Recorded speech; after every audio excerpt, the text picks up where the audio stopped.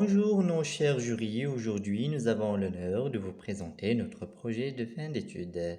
Avant de commencer, nous tenons à remercier dans un premier temps notre encadrant Monsieur Mourad pour le soutien et l'orientation, ainsi notre jury Monsieur Elgoudi de nous avoir donné le temps de nous écouter et de nous évaluer. Et finalement, je remercie personnellement ma collègue Asma pour ses efforts. Merci à toi, Anouar. Et voici notre plan. Tout d'abord, on va commencer par une introduction, puis on va parler sur transfert thermique, ensuite les échangeurs de chaleur pour passer au dimensionnement d'un échangeur et enfin une petite conclusion. L'échangeur de chaleur est un appareil qui permet le transfert d'énergie entre deux ou plusieurs fluides à des températures différentes. Les échangeurs thermiques sont partout et jouent un rôle dans la majorité des procédés industriels. Les principaux rôles que jouent les échangeurs dans l'industrie sont préchauffer ou refroidir, récupérer de l'énergie thermique, évaporer, condenser, etc. L'objectif de notre projet, c'est de donner les informations importantes sur l'échangeur de chaleur et le dimensionner. En fait, le fonctionnement des échangeurs est basé sur le transfert thermique. C'est un transfert d'énergie thermique d'une source chaude à une source froide et il est généralement irréversible. On distingue trois modes de transfert thermique. La conduction, c'est un mode généré par une différence de température entre deux régions d'un même milieu ou entre deux milieux en contact. La convection est le mode de transmission de la chaleur qui implique le déplacement d'un fluide liquide ou gazeux. Et on distingue la convection forcée, dans laquelle l'écoulement engendré par des moyens externes, et la convection naturelle, dans laquelle l'écoulement est induit par une différence de masse volumique. Et le rayonnement, c'est la quantité d'énergie que cède un corps à un autre sous forme d'onde électromagnétique. Et comme vous remarquez dans notre image, la conduction, c'est entre la main de la casserole et la main de la personne qui la tient. La convection, c'est à l'intérieur de la casserole. L'eau chaude augmente alors que l'eau froide qui est plus dense diminue ou bien descend. Et les rayonnements, c'est entre le feu et la casserole. Maintenant, on va passer pour définir le flux thermique. Le flux thermique, c'est la quantité d'énergie thermique qui traverse une surface isotherme. Il est appelé aussi une puissance thermique. Voici les différentes expressions de flux thermique pour la conduction, la convection et le rayonnement. Généralement, pour la conduction et la convection, le flux thermique, c'est le coefficient d'échange fois la surface fois la différence de température ou bien la différence de température sur la résistance thermique. Et pour le rayonnement, c'est l'émissivité fois la constante de Stephen fois la température à la puissance 4. Maintenant, on va passer aux résistances thermiques. L'expression de la résistance conductive est l'épaisseur sur la conductivité thermique fois la surface. Il y a aussi une expression pour cylindre creux et pour une sphère. Pour la résistance convective, l'expression générale c'est 1 sur le coefficient d'échange par convection fois la surface d'échange.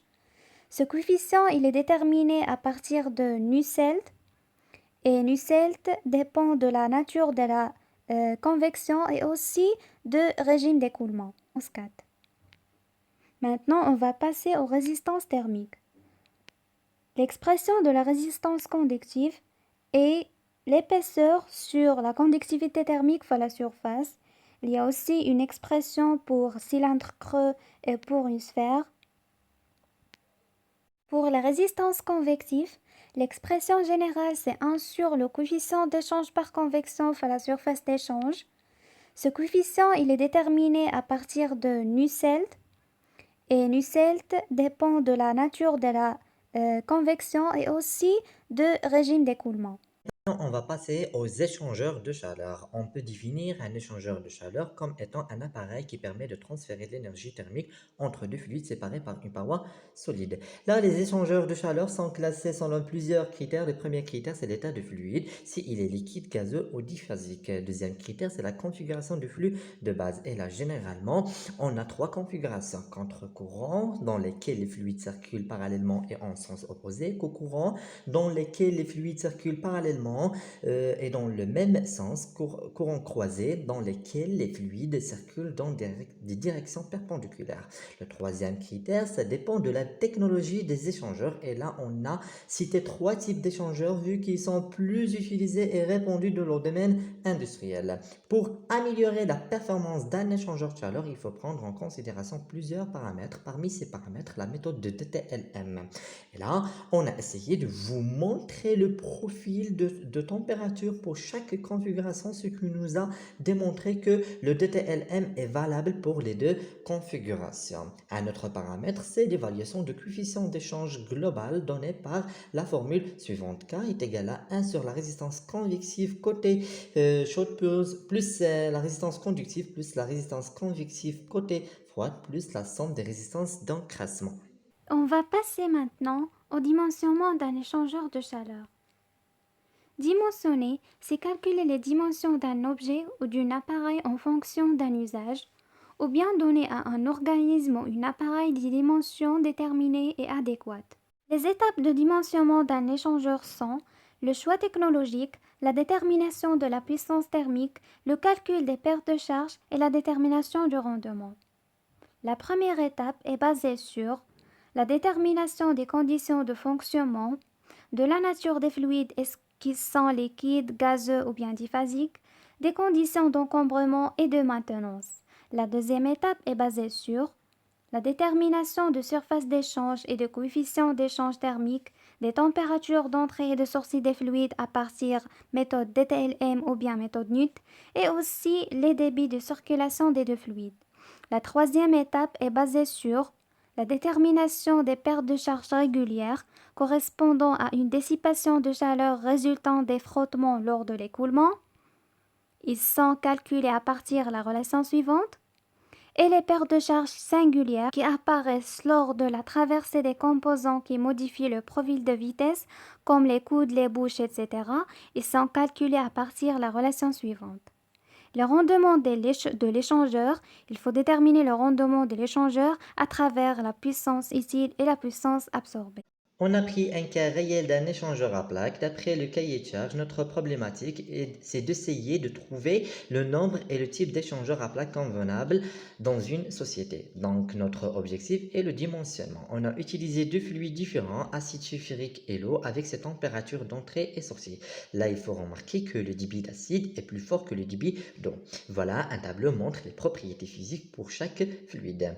Ainsi, ce tableau montre les différents modèles d'un échangeur et si vous remarquez, le paramètre NUT, nombre d'unités de transfert, c'est celui qui va nous orienter quel type qu'on va choisir pour notre échangeur. Donc, on va commencer à dimensionner notre échangeur par les étapes suivantes. La première étape, c'est de calculer DTLM.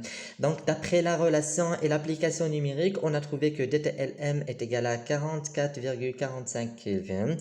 La deuxième étape, c'est l'estimation des pertes de charge. On a pris delta P1 est égal à 100 kPa côté acide sulfurique vu qu'il a un fort débit par rapport à l'eau. Et donc, delta P2 est égal à delta P1 fois le ratio des deux débits à la puissance au carré. Donc, delta P2 est égal à 37,5 kPa.